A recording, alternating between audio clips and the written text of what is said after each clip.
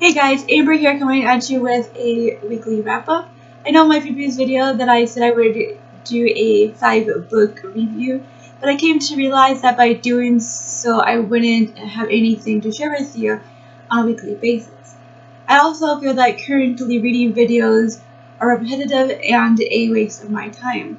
So that being said, I might not always have a book reviewed every week, but I will figure out what I am going to do when the time comes. So moving on, first I will briefly mention the books I am currently reading. The first being the obvious, Alexander Hamilton by Ron Chernow. I moved a blip forward. Right now Hamilton is struggling to get his voice heard about government building.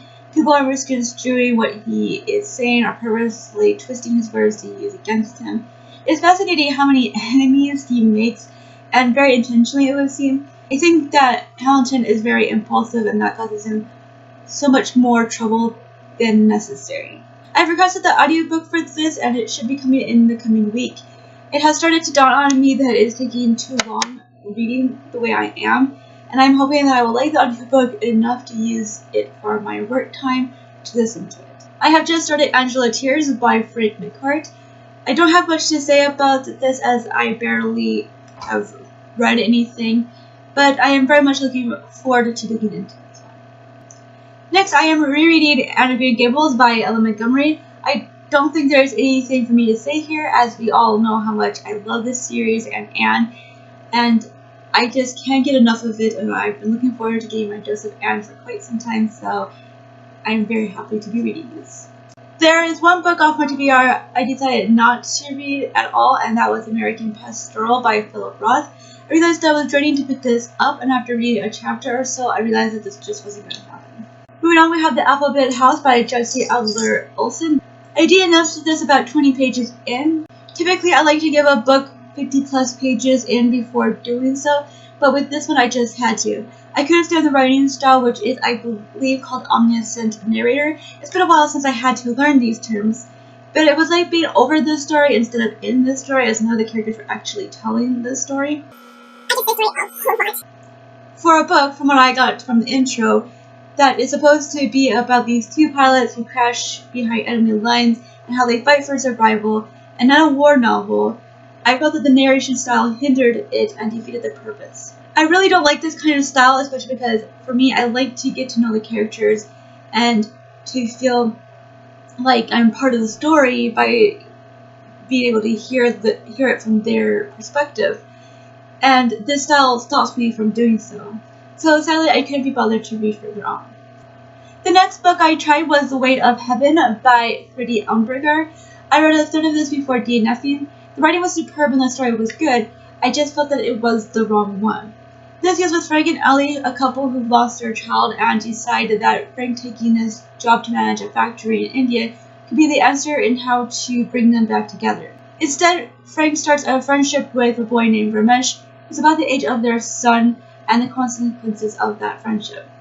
But there is so much more to this story than just that. Frank's company, Herbal Solutions, are taking these trees that are the livelihood of the people who live there, and then you have how the company treats the employees, and instead of getting their story, the people who I really would love to hear from, we get Frank, who I seriously dislike, who had serious prejudices and turned a blind eye to the reality of what he and his company were doing there. I would have appreciated his perspective if it developed what was going on with the company and how it affected the people there, or developed the story of the people there. But I felt that his perspective hindered it, and again, I didn't want his story, nor the couple's story on the whole. Their story isn't new to me, and I felt myself slogging through it, whereas getting the perspective of Ramesh's father and getting glimpses of what was actually going on in this town caught my attention, and I hungered after that. The first and only book that I actually finished this week was All Quiet on the Western Front by this author. This is Paul's story of how he and his friends entered the army during World War I right out of school, and how their experiences differ from the ideas that they were given. This book surprised me, as I did not expect to like this as much as I did. The author honestly told through Paul's eyes how destructive war is. Paul's future was taken from him, as so many others were. We naturally change as life progresses, but war is so destructive, and what would have been natural is not. We saw as Paul struggled with what he had learned through school and studied being in a place that was so different from those things he was taught. We saw as his ideas and views, how he looked at the war, changed him. Of course, I give this 5 stars, but before moving on, I just wanted to share with you a passage that I feel gives you more of an idea of what I'm trying to say here. Cantrick would say that we stood on the threshold of life, and so it would seem. We had as yet taken no root. The war swept us away. For the others, the old men, it is but an interruption. They are able to think beyond it. We, however, have been gripped by it, and do not know what the end may be.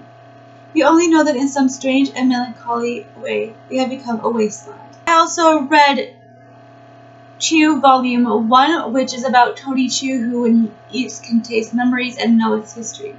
He has chosen to become part of the FDA, and this is about the case that he is put on. I don't have much to say about this because I am not a great reader of comics/graphic novels, but I did enjoy this. It is different from anything I read, and I liked the story for the most part, but there was one small moment that annoyed me, which is why it only got 4 stars. And that is when he gets all goo-eyed and insta-love you over a gal, and although I understood why he did, and I also knew that it was supposed to be funny, all I got was annoyance. It took me out of the reading and my enjoyment, but thankfully it didn't last long. At the same time, I have a feeling that she's going to make an appearance in future volumes. I just hope that it's not going to be as bad to read about as it was here, because it just was so cringeworthy. The last book I have to share with you is Miss Pettigrew Lives a Day by Winifred Watson.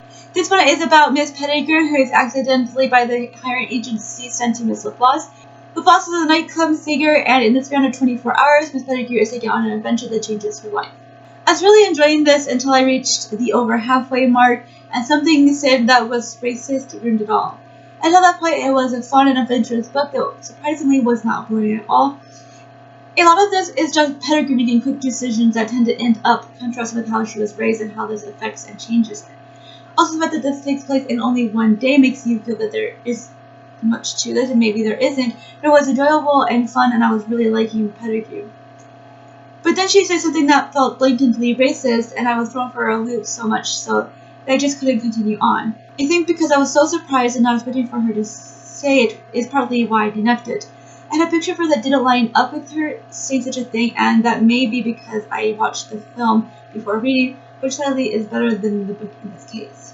I'm just really sad that I didn't enjoy this because I was so looking forward to this one, and I was expecting to like it because I liked the film so much. So it's just a really disappointing read for me. With that, I have come to the end of the books I have to talk about. Tell me down below, would you continue with a book that has something racist in it? And if so, why? Thank you for watching, and until next time, keep smiling.